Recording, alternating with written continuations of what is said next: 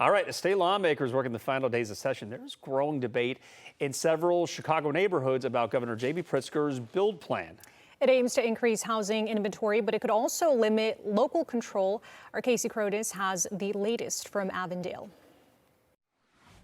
We've heard this argument from suburban mayors. Now some community leaders here in the city are expressing their own concern over the build plan, fearing it will take away neighborhood charm and accelerate gentrification. This week, nonprofits, including Association House of Chicago and Lucha, met here in Avondale to rally against the plan.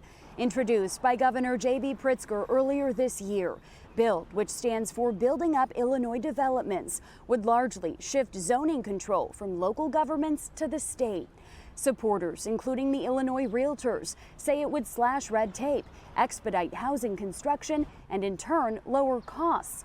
But those opposed to it argue that stripping communities of zoning authority could change their identities, and that new developments could even lead to higher costs.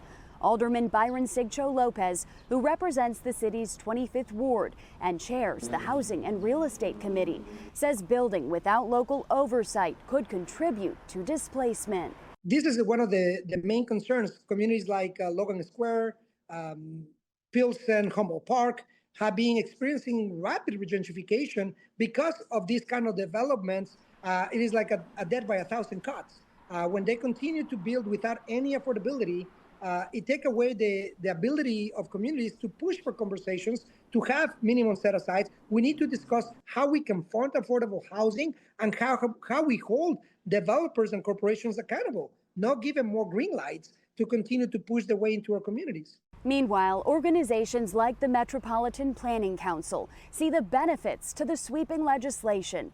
Director of Housing and Community Development, Emily Bloom Carlin, says she understands community concerns, but shares that Illinois' housing shortage is so severe at more than 140,000 homes, and says the state needs more options in all communities. So it's a real challenge. And we know that we need more homes in every community across the state. When people talk about multi-unit buildings, I think a lot of folks get nervous, right? They imagine the 20-story building next to their home. And what these provisions really do is really legalize some of the homes that we hear the most about, right? Things like two flats, triplexes, townhomes, small courtyard buildings, cottage courts, and I think most importantly, really small single-family homes that are starter homes for a lot of folks.